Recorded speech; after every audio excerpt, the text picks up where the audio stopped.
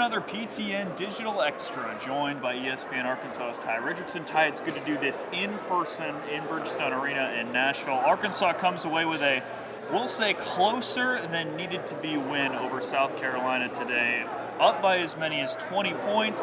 Ultimately, Arkansas gets it done, but it got hairy there for a second. South Carolina pulled within one, all over the place, emotional roller coaster for the Hawks. Yeah, it was, I think, an 8-minute scoreless stretch, about 12 minutes field goal-wise. Arkansas, for whatever reasons, couldn't score in the second half. They finished with 47 points in the first, and I think had 14 points with about 4 minutes to go in the second half. So it was a very topsy-turvy there for a sec.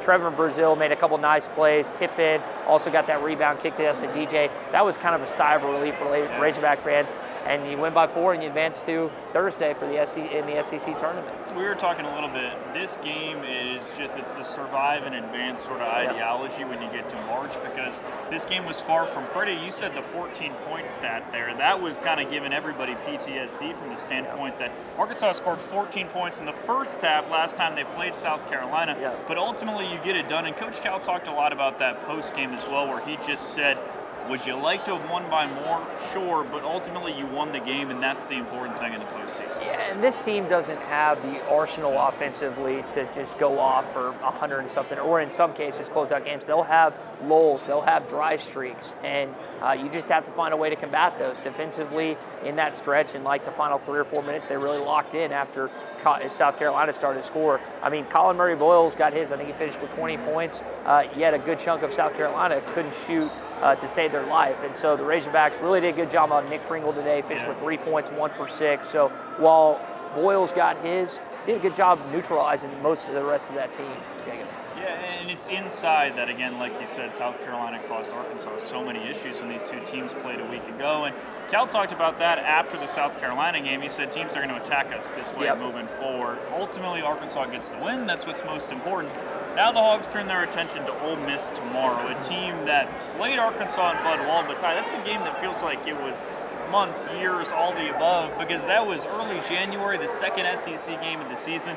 Both of these teams are playing very different basketball than they were back then. Yeah, I think for Ole Miss, kind of like Arkansas, I mean, it's just another opportunity. The Rebels want to strengthen their NCAA tournament resume. Arkansas is locked in. I don't know if revenge factor necessarily plays in because it was so long ago and it was a closer game. South Carolina got decimated on the road, but I think in the case of this, I mean, Arkansas has a chance, and Cal alluded to it after the game. I know he was asked about the conference comments and everything else they made.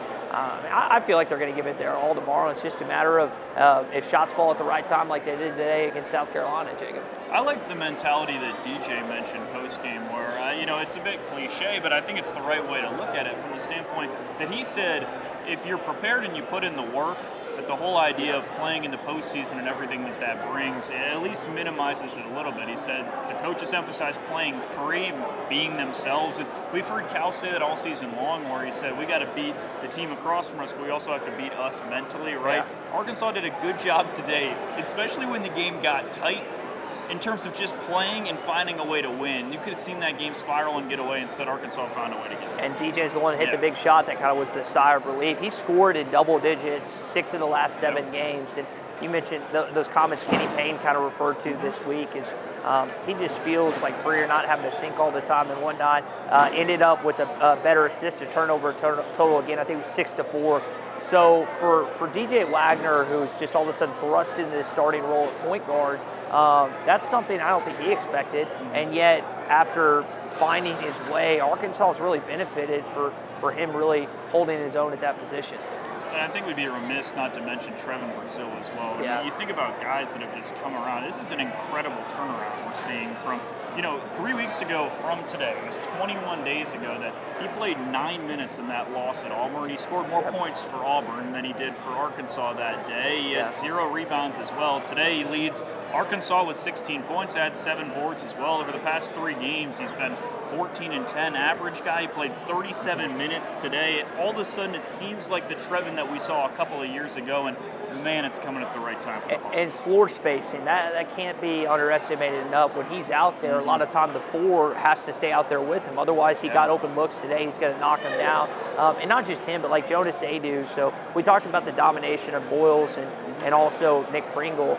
if you look at the numbers, I think it was like 18-8. I think it was like 18-14 versus like 8-6 in the first part of the first half or whatever it was. Those two really helped stretch the lead, which gave Arkansas enough of a cushion to not let the game slip away in the second half. He's been a great shooter. We can't forget about Jonas Adu, who had another double-double today, Jacob. Adu came in, he was 6 of 7 from the field in the first half. The one was, he keeps trying to shoot threes. Yeah. I don't know about all that. Maybe leave that to Trevin Brazil, but regardless, impressive stuff from the two big guys, especially when Big C's struggling a little bit like he is right now. But I'll put you on the spot. Arkansas, Ole Miss tomorrow, chance to face Auburn. Whoever wins, what you got prediction-wise? Man, I really honestly, this has been a good win for Arkansas. You locked in, no question about it, NCAA tournament berth. We'll see it come Selection Sunday here in a couple days.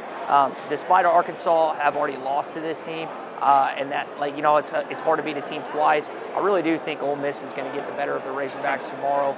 I think Chris Beard knows that his team, while they're also an NCAA tournament lock, you just want a chance to get to bolster that resume. And I think a win for Ole Miss helps them a lot further where they could go if they beat Auburn on Friday than it would for Arkansas. That might sound counterintuitive, but that's just kind of how I feel about the Razorbacks tomorrow at 12 o'clock. Yeah, there's an interesting sort of debate there as well with Arkansas and rest. I'm from the standpoint that I think you just want to win as many games as possible. Yeah. People are talking about from the depth piece, maybe you want a little bit more rest. I'm going to go the opposite side of you. I'm going to take Arkansas to take down Ole Miss. Give you some positivity since Tye doesn't want to do it. But Arkansas and Ole Miss tip off tomorrow at noon. Game will be televised on SEC Network. The 9 seed versus the 8 seed playing for a chance to play the number 1 seed Auburn. Tye, thanks as always for joining. Absolutely, Jacob. Good to be here. Yeah, that's going to do it for this PTN Digital Extra. We'll talk to you next time.